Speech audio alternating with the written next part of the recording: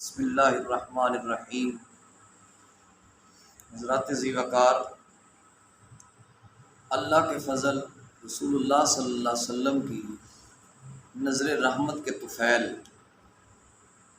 آج پھر درس قرآن مقدس کے لیے حاضر ہیں۔ متقین کی صفات پر ہماری گفتگو کا سلسلہ چل رہا ہے۔ متقین کی صفات میں سے دوسری صفت ہے نماز کا قائم کرنا۔ اس آیہ کریمہ میں موجود بھی ہے وَيُقِيمُونَ الصَّلَاةَ، وہ نماز قائم کرتے ہیں۔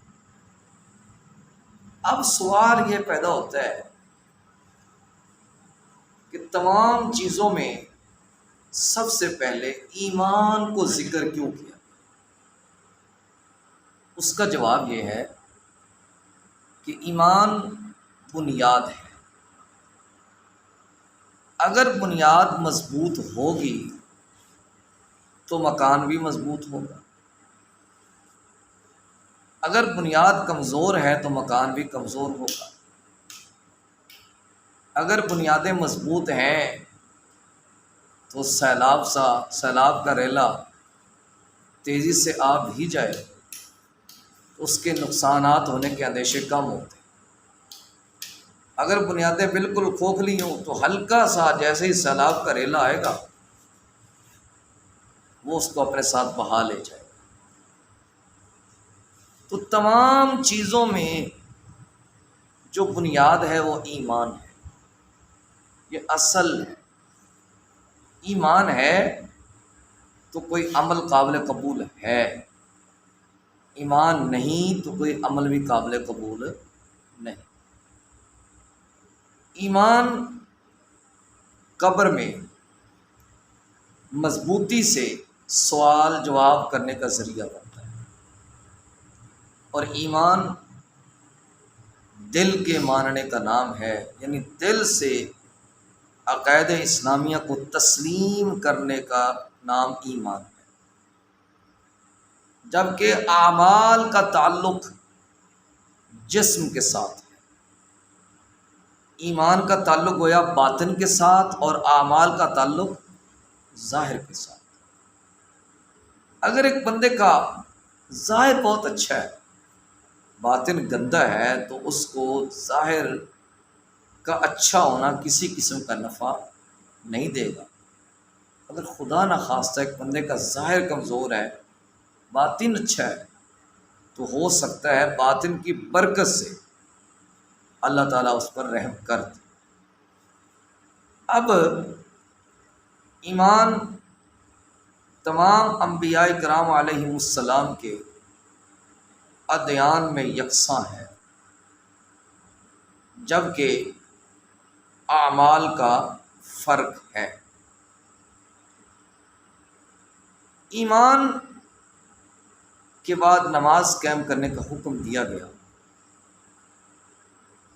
وہ اس لیے کہ باقی جتنے اعمال ہیں وہ زمینی ہیں، نماز اللہ رب العزت نے معراج کی رات اپنے حبیب مکرم صلی اللہ علیہ وسلم کو تحفہ عطا کی تھی۔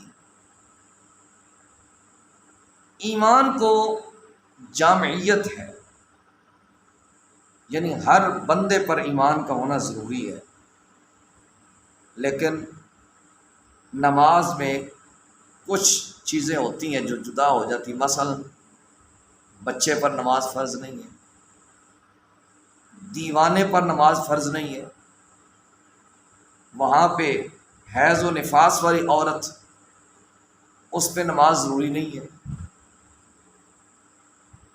جبکہ بقیہ جتنے اعمال ہیں، حج ہے فرض ہے تو کرے گا، غریب ہے تو نہیں کرے گا، زکوٰۃ ہے صاحب نصاب ہے تو دے گا، صاحب نصاب نہیں ہے تو زکوٰۃ نہیں دے گا۔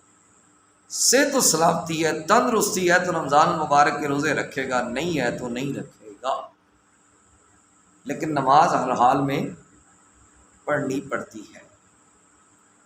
نماز کے قائم کرنے کا مطلب یہ ہے کہ پوری شرائط کے ساتھ نماز کو قائم کرنا، کسی قسم کی سستی نہ ہو، کسی قسم کی کاہلی نہ ہو، نماز کی جتنے لوازمات ہیں ان کو پورا کیا جائے۔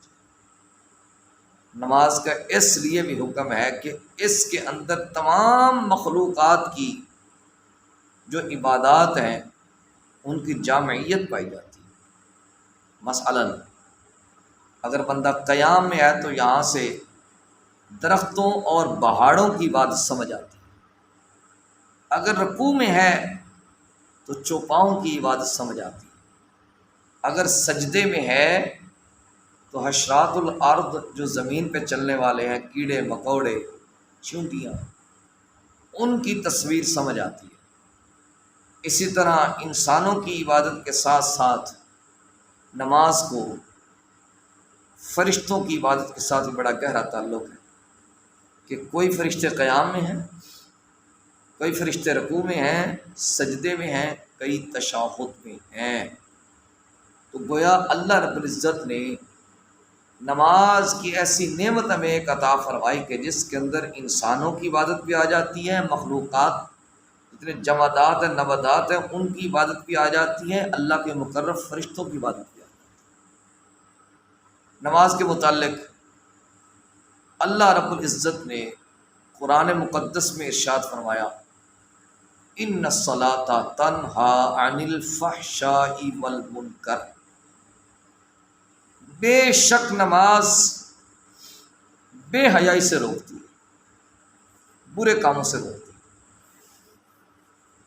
نبی پاک صلی اللہ علیہ وسلم کی خدمت اقدس میں عرض کیا گیا، رسول اللہ صلی اللہ علیہ وسلم فلاں بندہ نماز پڑھتا ہے، گناہ نہیں چھوڑتا، اس میں نماز کا قصور تو نہیں ہے، نماز پڑھنے والے میں کوئی کمی ہو سکتی ہے، یا ہو سکتا ہے کچھ وقت کے بعد نماز کی برکت سے اللہ اس کو ہدایت دے دے، ورنہ اللہ کے فرمان میں کسی قسم کا کوئی شک و شبہ موجود نہیں ہے۔